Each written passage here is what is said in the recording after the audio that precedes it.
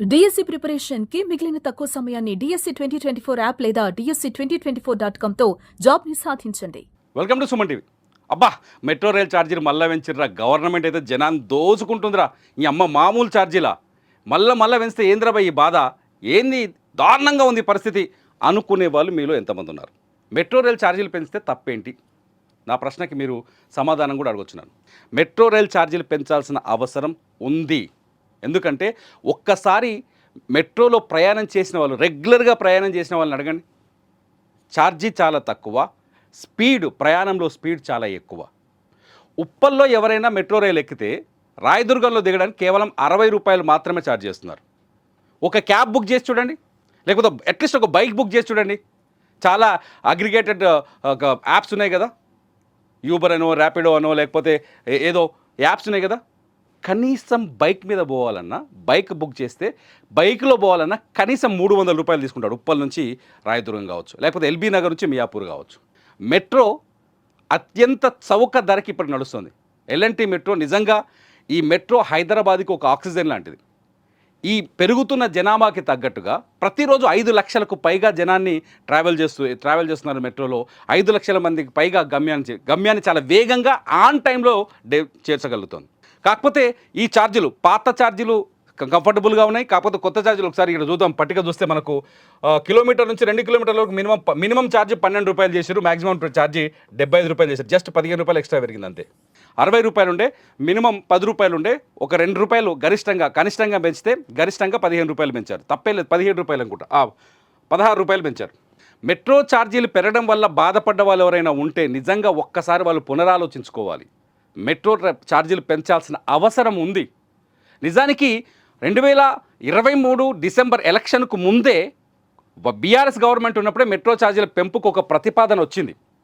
కానీ అప్పుడు ఎలక్షన్లో ఓట్లు నష్టపోతామని చెప్పేసి అప్పటి ప్రభుత్వం ఏం చేసింది, వద్దు అని ఒక కమిటీని వేసింది.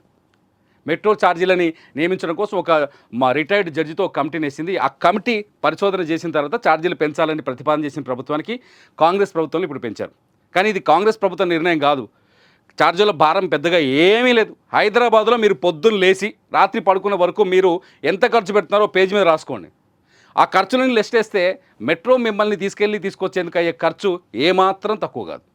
నేనైతే పూర్తి స్థాయిలో సమర్థిస్తున్న మెట్రో ఛార్జీని. కాకపోతే మెట్రో విషయంలో నేను సమర్థించేది ఒకటి ఏంటంటే, 2 విషయాల్లో పూర్తి స్థాయిలో నిర్లక్ష్యం చూపిస్తుంది మెట్రో. ఒకటి, సాయంకాలం వేళ కానీ ఉదయంలో కానీ పీక్ టైమ్స్లో ట్రాఫిక్ మేనేజ్మెంట్లో కొంత బలహీనంగా కనిపిస్తోంది.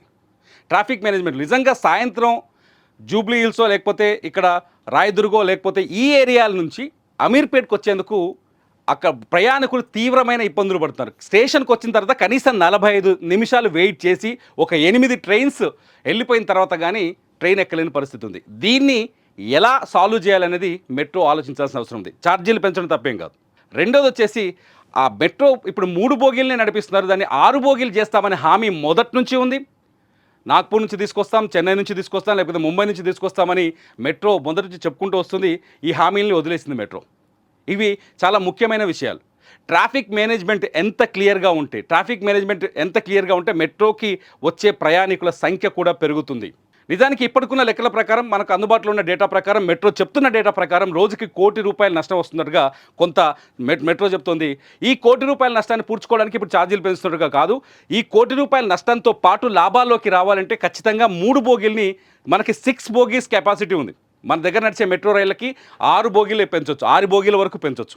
గతంలో మొదట ఎప్పుడైతే ప్రధానమంత్రి మోదీ మెట్రోని ప్రారంభించారో అప్పుడే చాలా స్పష్టంగా చెప్పారు. సో ఆ 6 బోగీస్ వరకు కెపాసిటీని పెంచితే ప్రయాణికుల సంఖ్య కూడా పెరుగుతుంది. First of all. రెండో విషయం ఏంటంటే, ప్రయాణికులు చాలా సులభంగా ప్రయాణిస్తారు, ఎటువంటి ఇబ్బంది లేకుండా ప్రయాణిస్తారు. ఇవాళ కూలీ నుంచి మొదలు పెడితే సాఫ్ట్వేర్ కంపెనీల సీఈఓల వరకు మెట్రోలో ప్రయాణిస్తున్నారు. ఒక మామూలు కూలీ నుంచి మొదలు పెడితే సాఫ్ట్వేర్ సీఈఓల వరకు మెట్రోలు ప్రయాణిస్తున్నారు. భవిష్యత్తులో ఈ మెట్రో ప్రయాణాన్ని ఆదరించే వాళ్ళ సంఖ్య పెరుగుతుంది. ఎందుకంటే వేగం, హైదరాబాద్ అభివృద్ధి చెందుతున్న నగరం. రోజుకు 4 లక్షల మంది జనాభా ఈ హైదరాబాద్కి వచ్చి బతకడం కోసం వచ్చి హైదరాబాద్లో చేరుతున్నారు వివిధ ప్రాంతాల నుంచి. ఆంధ్రప్రదేశ్ కావచ్చు, తెలంగాణ కావచ్చు, మహారాష్ట్ర కావచ్చు, కర్ణాటక నుంచి కావచ్చు. రోజుకు 4 లక్షల మంది, మినిమం 4 lakhs మెంబర్స్ వస్తున్నారు హైదరాబాద్కి. విస్తరిస్తుంది నగరం. ఔటర్ రింగ్ రోడ్ కూడా దాటిపోయినాయి కాలనీలు. భవిష్యత్తులో రీజనల్ రింగ్ రోడ్ వరకు కూడా విస్తరించే అవకాశం ఉంది. మెట్రోని విస్తరిస్తోంది ప్రభుత్వం ఆల్రెడీ. ఇప్పుడు పాత ఏదైతే ఫలక్నుమా వరకు ప్రాజెక్ట్ ఉందో దాంతోపాటు కొంపల్లి వరకు ప్రాజెక్ట్ని పెంచే అవకాశం ఉంది. దానికి ఆమోదం తెలిపింది. హయత్నగర్ వరకు ఆమోదం తెలిపింది. ఆల్రెడీ శంషాబాద్ వరకు ఆమోదం తెలిపింది కొత్త ప్రాజెక్టుల నిర్మాణానికి. కాబట్టి మెట్రో ట్రాఫిక్ మేనేజ్మెంట్లో కూడా కొంచెం దృష్టి సారిస్తే బాగుంటుందని నా ఉద్దేశం. ఎవరైతే మెట్రో ఛార్జీని పెరగకూడదు అనుకున్న వాళ్ళు ఉంటే నన్ను తిట్టొచ్చు దీని కింద, కానీ పెరగకూడదు అనుకునే వాళ్ళు ఉంటే ఖచ్చితంగా మీ కామెంట్ చేయండి ఎందుకు పెరగకూడదు. పెరగాలి, పెరిగితే తప్పు లేదని నాలాగా వాదించే వాళ్ళని ఉంటే మీరు కూడా తప్పకుండా కామెంట్ చేయండి. నా వాదనని బలపరిచే వారికి నేను ఖచ్చితంగా థ్యాంక్స్ చెప్తా. చూస్తూనే ఉండండి సుమన్ టీవీ.